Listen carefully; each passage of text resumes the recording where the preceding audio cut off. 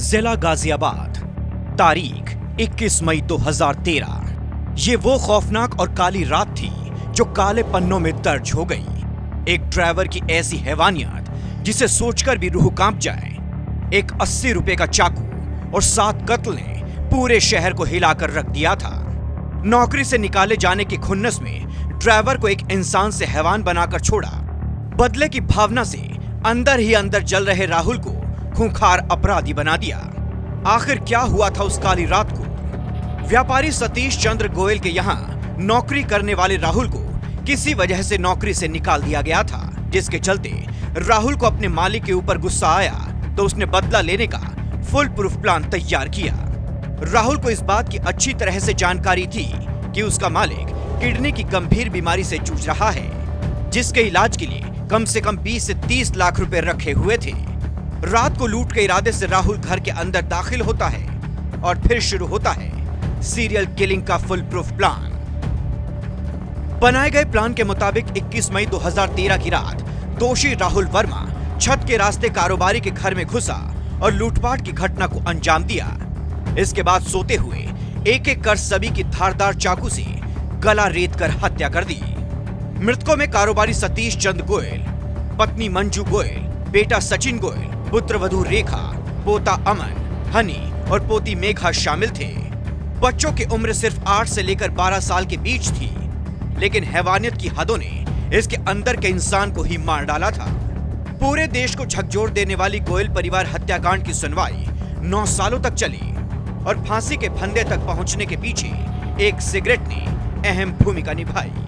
हत्यारे ने घटना को अंजाम देने के बाद घर की छत पर सिगरेट जलाई थी। हत्यारे राहुल को दोषी करार देने और फांसी की सजा में छत पर सिगरेट पीकर फेंका गया टुकड़ा अहम कड़ी साबित हुआ। पुलिस ने बरामद किए गए सिगरेट के टुकड़े और हत्यारे की लार की जांच कराई तो दोनों के सैंपल आपस में मिल गए। राहुल वर्मा को दोषी साबित करने में फॉरेंसिक रिपोर्ट काफी महत्वपूर्ण रही। घर से मिले खून के सैंपल और राहुल के गमछे और जूते पर मिले खून के सैंपल मैच हुए। घटनास्थल से मिले सिगरेट के टुकड़े पर लगी लार भी राहुल की पाई गई। राहुल वर्मा का दोस्त प्रशांत श्रीवास्तव खुद इस केस में सरकारी गवाह बना। सामूहिक नरसंहार से पहले राहुल ने प्रशांत से कहा था कि 21 मई 2013 को वो लूट की घटना को अंजाम देगा, जिसमें 25 से 30 लाख रुपए मिल सकते हैं। लूट की घटना के दिन प्रशांत ने राहुल का साथ नहीं दिया। वो प्रयागराज जाने की बात कहकर उसके साथ नहीं गया था। प्रशांत के बयान से राहुल की सजा पक्की हो गई। राहुल वर्मा ने सारे कत्ल एक ही चाकू से किए। सातों के शरीर पर घाव का साइज एक जैसा था। राहुल ने चाकू डासना गेट बाजार में एक दुकान से 80 रुपए में खरीदा था।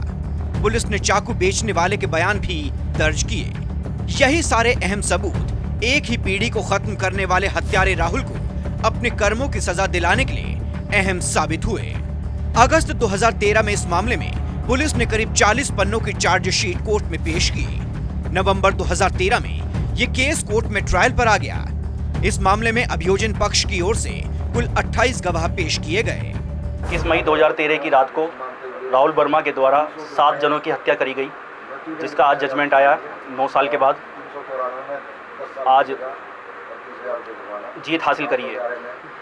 आज कोर्ट ने बिल्कुल न्याय दिया है, जो हमें न्याय की अपेक्षा थी।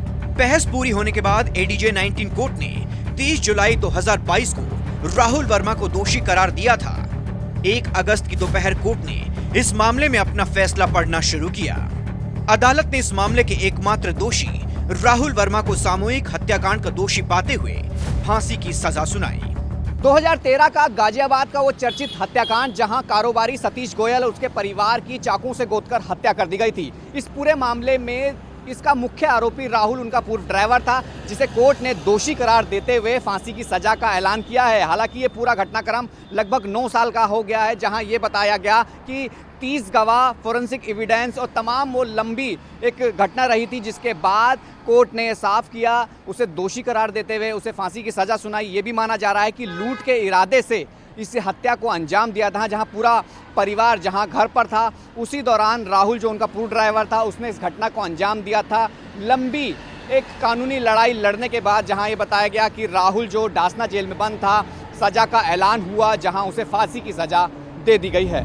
इस तरह से 9 सालों के लंबे इंतजार करने के बाद गोयल परिवार के साथ अन्याय हुआ और आज राहुल को मिली सजा ने एक नजीर पेश की है। नजीर ये कि अपराधी चाहे कितना भी बड़ा और शातिर क्यों ना हो, एक ना एक दिन उसे सलाखों में जाना ही पड़ता है और अपराधी को अपने अंत में अपने कर्मकांड की सजा भुगतनी ही पड़ती है।